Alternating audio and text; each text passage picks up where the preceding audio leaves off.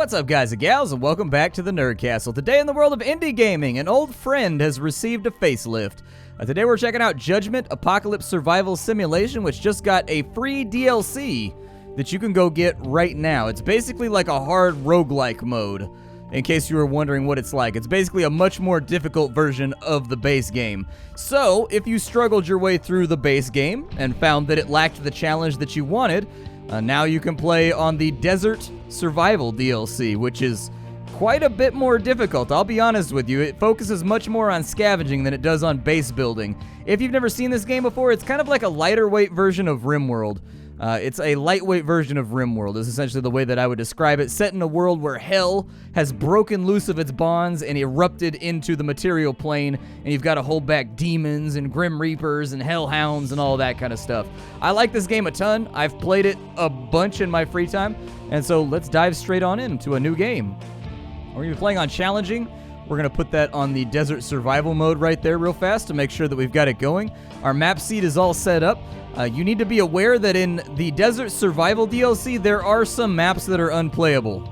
I'm just letting you know that there are some maps that you may get based on the seed that after like 10-15 minutes of playing, you'll want to re-roll because like it's really, really hard. And if you don't have the correct like conflux of items and scavenging things available, you're going to get yourself whacked pretty quickly and you're just going to waste your time.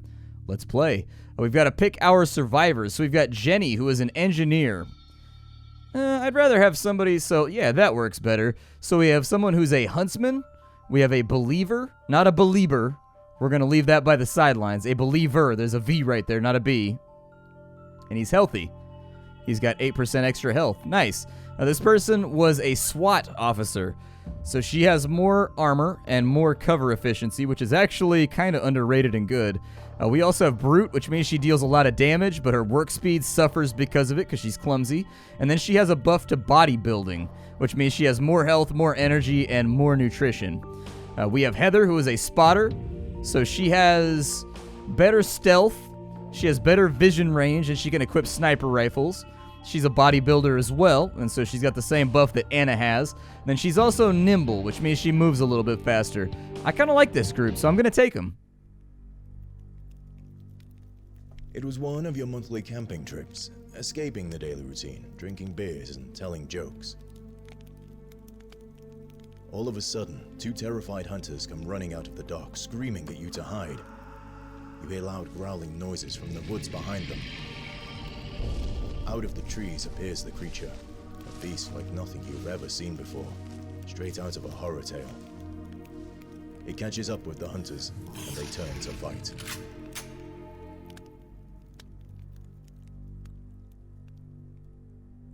That man needs to do more abdominals day. It looks like he's killing it on legs and arms, but I don't think he spends a whole lot of time doing crunches.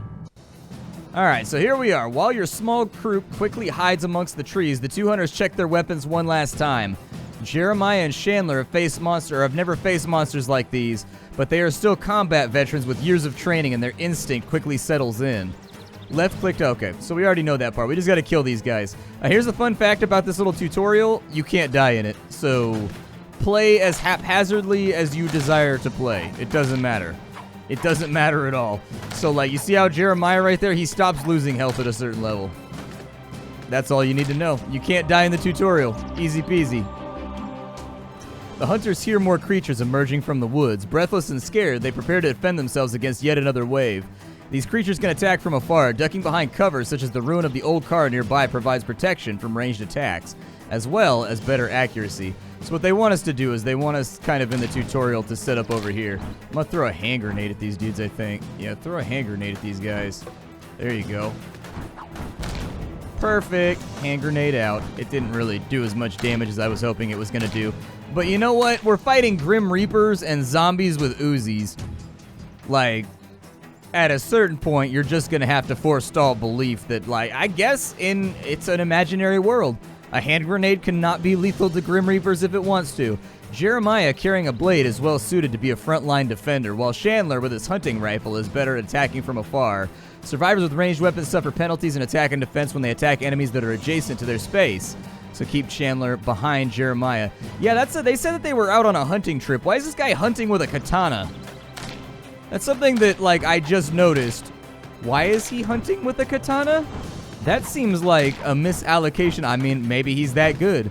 You know, while you dabbled in deer urine, he studied the blade, I guess. I don't know. If you're ever wondering what kills a ghost, 30-06 is the answer to that question. The strange creatures lie dead. What were those things? They look like demons straight out of a horror film. But it's not over. You hear more growling sounds from the dark woods.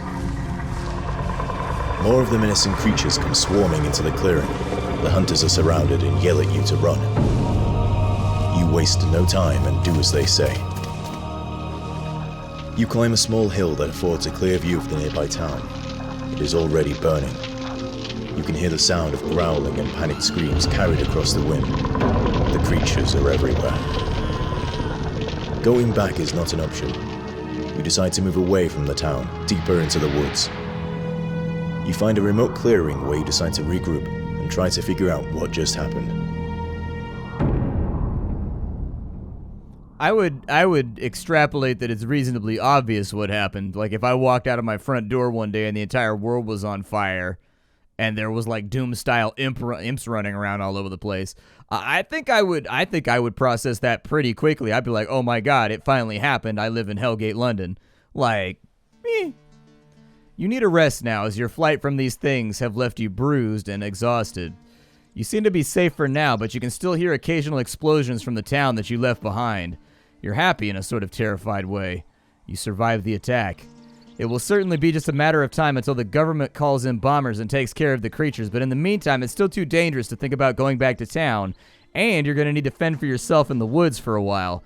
There are less than a handful of you still alive, and your group will need to rebuild some sort of shelter in order to have any chance of surviving until you are rescued. So here we are. Yay. Oh, we got a pretty good spot. I don't mind this. This is pretty good. First thing we want to do is mash out a log cabin prefab. Boom. That should get built like instantly. It should be pretty rapid. Let's take a look at our stocks. We've got some water, we've got some wood, we got some stones, we got some salads, just in case you wanted to get some roughage in your diet. We got some veggie seeds for planting, we got some wheat seeds for planting, we got a sheep, we've got herb seeds, aloe seeds, and cotton seeds. Just kind of depends what you want to play. There's our first building right there. The good news and the bad news is that I'm going to have to schedule some wood chopping over here because we are going to need more wood, my friends. So let's go ahead and speed that up real fast. There you go. Now we've got the wood. Now we got the woods. We got some other prefabs that we need to build. First off, we need a food table. Second off, we're going to need a... Let's go with an experiment table. Then we're going to need another big cabin, which we'll put right there. And inside that cabin, we'll do other things. The food table is going to feed our survivors, and the lab table is going to allow us to start with research, which is a very, very important facet of this game. This game is really a time management game. If you want to boil it down to its core constituent parts, it's a time management game. The game gets considerably harder with every day that goes by. And so you have to constantly be working your way through the research to get better weapons and better armor and better gear in order to fend off the invasions that are going to occasionally attack your city and will more than likely ultimately end up in your death. I don't think I've actually ever beaten this game. I'll be honest with you. Like, even on the normal easy mode, I don't think I've ever beaten it. Strangely enough. Research-wise, we need one more research if we can make veggie farms. That's good. So veggie farms are good to go. We are going to need some more wood in order to do the veggie farm. So I'm going to queue up a few more trees for chopping over there. Over here, I'd like to just disable that because this building is kind of important. If you don't get this done soon, we're going to have some major catastrophic issues. There we go. So the building is done. Now, with the building done, we need a bed so people have places to sleep. And then we are also going to need a workbench so that we can build ourselves some gear and weapons. On top of that, we're also going to need to build ourselves a couple of farms over here. So I will probably put the farm right there. And then what I'd also like to do is we're going to task up a quarrying job right there to get some more stones so that we can get the second farm going about as soon as possible. We also have a prefab well The prefab well is going to allow us to draw water. I know, who would have figured that that's what a well does? It gives you water, but there you go. With water, what I would suggest you do is you set up limits with it. Otherwise, they'll sit and they'll gather it like all day long and just waste their time, even though you don't need water. I usually set it to min-max 50 right there so that, like, once they have 50 of it, they stop fiddling with it. A little bit more wood to be had. I need some more stone, though, so that we can make this other farm. Questions abound in regards to the demons. Some in the group are certain that they will soon possess your souls, and others think that they should somehow meet and converse with the demon to learn what they want. In the meantime, finding food is going to be a critical problem, so you need to learn some basic agriculture to grow your own. You will need to pool information and begin experiments with the supplies at hand. So there you go. We got to build 2 of the farming things. I'm going to put the experiments back on too, just so that it gets done. He's sleeping right now. Sounds good. This guy's doing some power squats to build a workbench. I'm proud of you, G. The other thing we're going to need is we're going to need some items. So we can make some bows, or we can make some clubs. We'll just make some clubs. Clubs sound good. You can find me with a club, smacking all the demons on their nubs. All right, so I don't need any more stone. I'm going to let you finish that off. But the other job we need to get done is just to chop more trees. We need to be kind of like net wood positive here. We haven't even finished off the first farm yet. That needs to get done like right now. There you go. Chop those down. And now that we've got the other farm ready to go, we're just going to drag and drop that right there real quick. And so they will now plant and harvest vegetables so that we can at least get like a trickle of food going. The farms are not as good in the Desert Survival DLC as they are in the baseline game. In the baseline game, the farms give you, I think, 12 vegetables every time you harvest them, which is enough for 4 salads apiece. And you don't need seeds in order to plant them. They just are a thing that you can build. In Desert Survival, you have to have seeds, which are ultra rare. And then on top of that, they've also had their yields nerfed by 50%. So you only get 6 vegetables, which is enough for 2 meals. And your guys eat like a lot of meals a day. And so like this is not going to keep us even. We are going to starve slowly and painfully if we don't find more food. And so just keep that in mind as you're diving on into the Desert Survival DLC. None of you thought you were free of the demons, and in fact, a small demon is wandering nearby and noticed the camp. Your group must prepare to defend yourselves as best you can and be ready to fight your aggressors in hand-to-hand with clubs. All right. Now, we will fight with clubs. The clubs will protect us. I don't think we need any of that stuff right there. A decoration. You'd think we'd walk faster, but nah. Yeah, exactly. Exactly. That seems to be how my life goes. That seems to be about accurate. I'm going to queue these guys up to, like, mine a little bit more. We'll grab 2 of those right there. Probably not going to get a whole lot done before we get attacked, but, you know, it's a start. You're being attacked. Equip your survivors before combat. All right, so we need to put clubs on each of these guys so that they can give the enemy the old smack and whack. And it's a minor demon. I don't know why he's got such a fascination with prospecting, but he does. It's good to have passions. I have passions. You have passions. Satan's minions have passions. It's not entirely, you know, isolated to humanity, having things that you're interested in. Each of these guys have like a 62% chance to hit, but they took care of that guy with no problem. We got 2 little bits of sulfur, which means great, my base is going to smell like fart gas now. Learning that you can in fact fight back successfully against demons has raised your spirits a bit, but it has been a while since their appearance, and no military effort to rescue survivors has yet materialized. The realization that you may not be rescued at all is difficult to digest. Perhaps you yourselves will need to lead a militia of all survivors to fight against the demon horde. You need to prepare. Scattered around this area, there seem to be a few points of interest that could be valuable sources of materials. You are tempted to push a bit further away from the settlement. Demons pass often through the woods, though, so any expedition should be well armed. All right. Good old demons. Good old demons out here just trying to cause problems for your old American boy. We're just trying to live out here in the desert, be away from humanity, and then the demons, they gotta come along and be acting all demony. We've got ourselves some more research, I think. Oh, no, we don't. I lied. We have no Smarties right now. There is a distinct lack of Smarties amongst us. Everyone is dumb. All is lost. We'll get a little bit of stone right there. They're talking about scavenging on the world map. That's pretty much it. That's pretty much it. We gotta, like, tool around and see if we can find some more food. If we can't find a decent supply of vegetables, we're gonna starve. And really, that's what determines whether you make it in the Desert Survival DLC or not. It really kind of depends on whether or not there's a lot of food to scavenge in the beginning portions of the game. I'm going to make a beeline for the wheat farm, because the wheat farm is going to allow us to have another food source that we're growing. It is going to use up a lot of our workforce on just kind of like gathering water and watering crops. But, you know, that's life. Can't have something without giving something. How much stone do I have? I got like 34 stone. Alright, I could probably like cancel that then. I will put them on the woods choppings. Oh yeah, the other thing you need to be aware of, the awareness meter. When that gets up to 100%, our base gets attacked. By the way, that's what that little meter is right there. And so we're kind of just like waiting to see right now. Research-wise, we have cooking. So now we can do a wheat stove, which is pretty sweet. There's our wheat farm right there. Good stuff. That gave us the stove, right? Should have the wheat farm and the stove. Where's the stove at? Oh, there it is. There it is. Oh, we need some clay. Okay. Let's send some people over to go get the clay.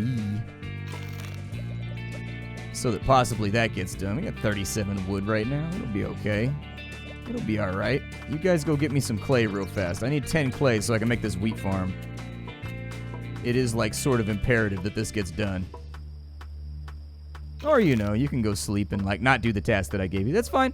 That's cool. Whatever. Automation is fun. There's our clay right there.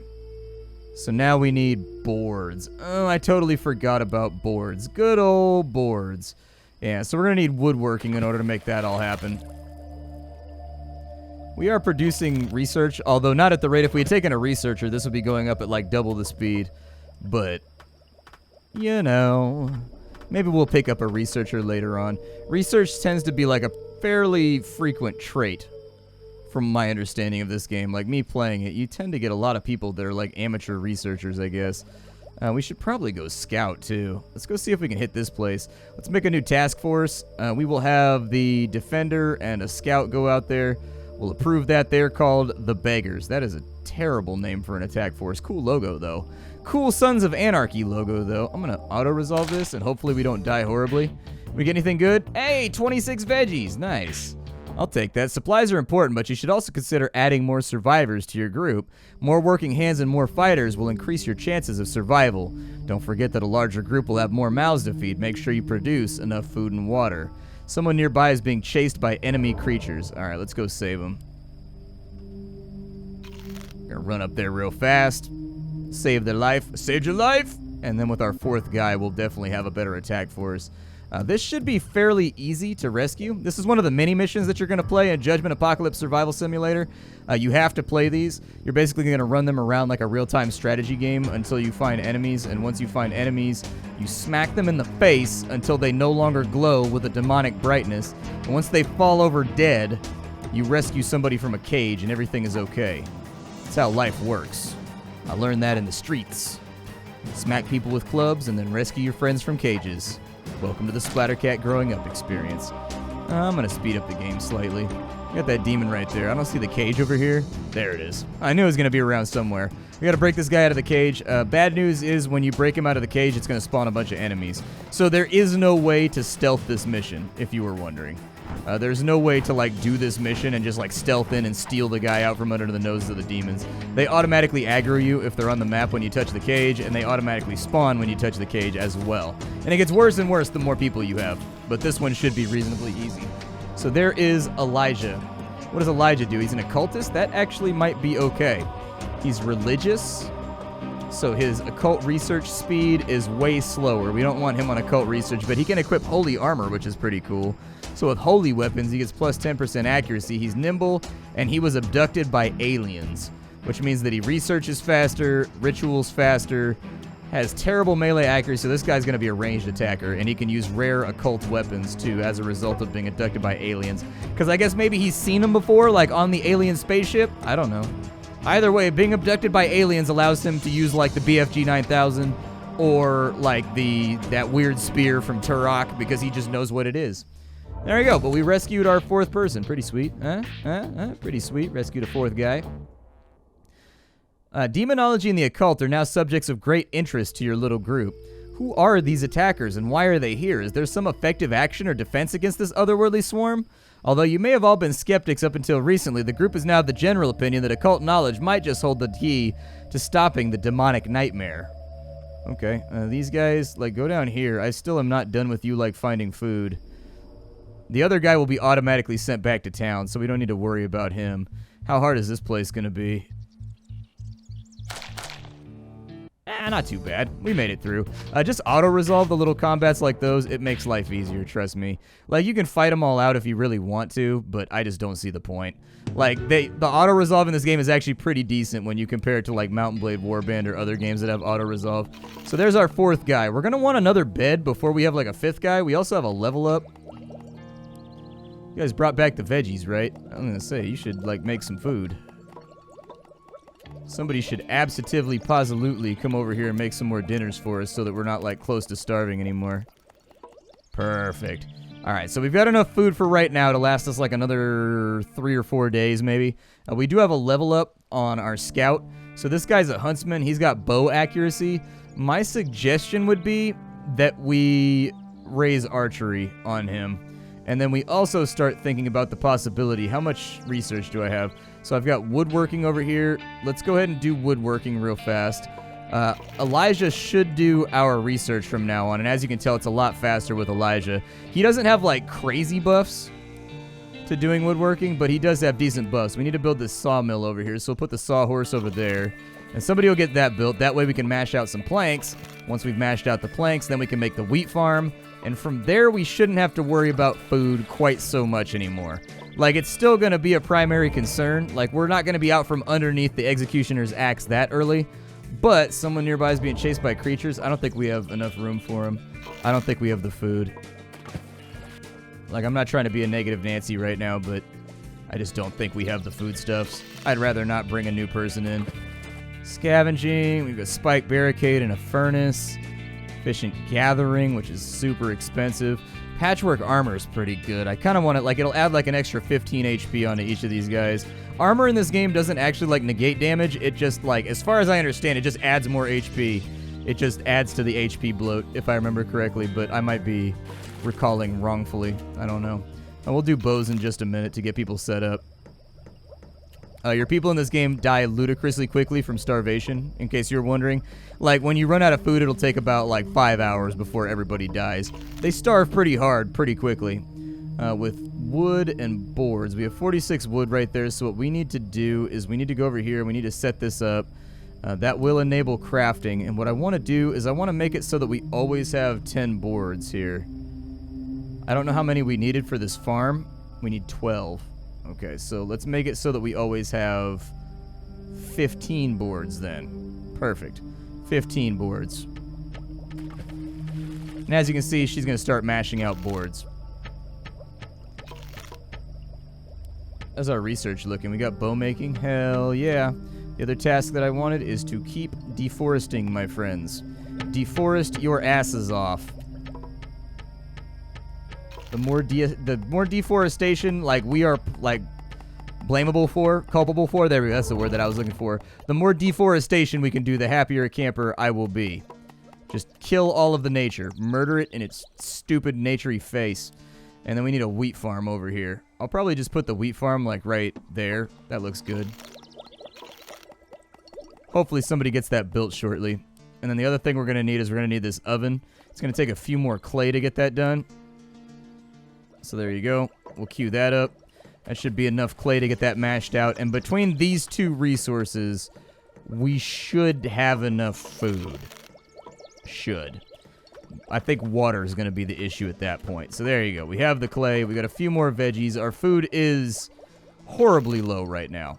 Worryingly low. But we should have enough time to grind it out with the wheat farm to, like, survive and be okay. There's kind of a timing to this game when you play it on hard mode, and you sort of get used to it after a little while, in case you were wondering how that plays. We can't put that right there, which means that I'm going to need myself... I'm going to need to build another building, which I don't, like, particularly love or like. but I think it's going to have to happen. How's our research going, by the way? We got any research going on right now? Yeah, let's get patchwork armor, too. And then I'd like to cancel that. So just cancel that on out so that we have more people on, like, wood chopping duty. You guys finished the wheat farm, right? Okay, I was just trying to make sure that the wheat farm got finished. And as soon as we have enough wood, I'm going to build a second cabin. Actually, we might be able to get away with a little one over here. I don't think it's going to be that important. Yeah, we'll do like a little cabin. It's fine. I'm sure it'll work out fantastically well. Now, the other thing that we're going to need is I wanted to make some bows for the archery people. I think we have 2 people that are really, really good with bows. And so I'm going to need 12 arrows. I'm going to need quite a few arrows. An enemy scouting party has been spotted nearby. Yeah, so what happens is if I don't hit that scouting party, our awareness is going to go up by a whole bunch and we're going to get attacked. I am not panicky about it yet, though. I think we're looking good on food, though, I think. Like, how far away is that from maturity? A ways. So it's not quite there yet. We might not make it. I might have to go scavenge more. So she's a scout as well. We're going to give her archery. So we'll have 2 people with bows, 2 people with clubs, basically. Add 1 right there, and then make 2 of those when you get the chance. And we do have boards, so I can mash out some better melee weapons for people, too. Yeah, I just focus on, like, getting that done, please. Like, we should have some trickle food coming in, too, from our crops, so maybe. Just maybe we'll be alright.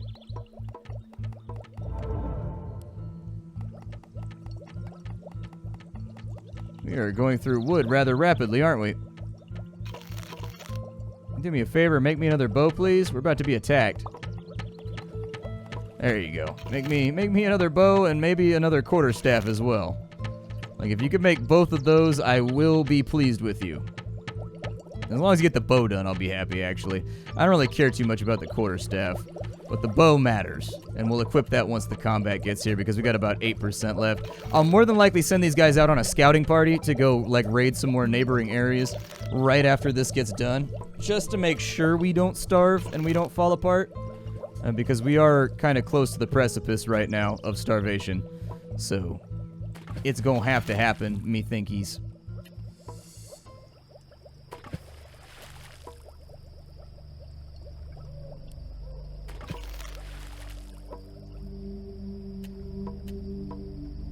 Alright, so with that built right there, I need this oven, which means I need more wood. Go ahead and chop some more trees, please.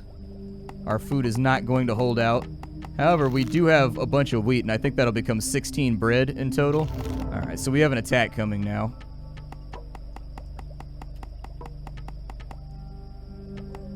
What that means is I'd like to collect everybody over here before the attack arrives, because I like to have people grouped up before this thing kicks off. Alright, we're being attacked. So, Scout, you get a bow. Occultist, you get a bow. You get a quarterstaff. Also, you get a quarterstaff. Actually, didn't he need the bow? I think we needed 3 bows. I may have people problematically equipped right now. It's okay. It'll be alright. Let's resolve this attack real fast. Finish these doodlies off. Where are my archers at? Pull my archers back. Jump them. Perfect. Lock these guys down in combat. Go ahead and shoot that imp, please. And he's now dead. God, dude, their accuracy's so good. We've got a good group right here. Hopefully they don't die. We've got a really, really good group right now, and I'm pleased. So Elijah is an occultist. We can throw points into him right now to try to make him a little bit better, but no guarantees. I think I'm going to think about it for a minute, but we're out of time for the day. My name is Splat. This is Judgment Apocalypse Survival Simulator. If you wanted to get the game for yourself, you can get it down below in the description. As always, if you enjoyed this video, don't forget to leave a like on it. Helps me out as a content creator and makes sure that I don't starve to death in between video recordings. I'll see y'all later. Thanks for stopping on in. Hi-do, and take care, everybody.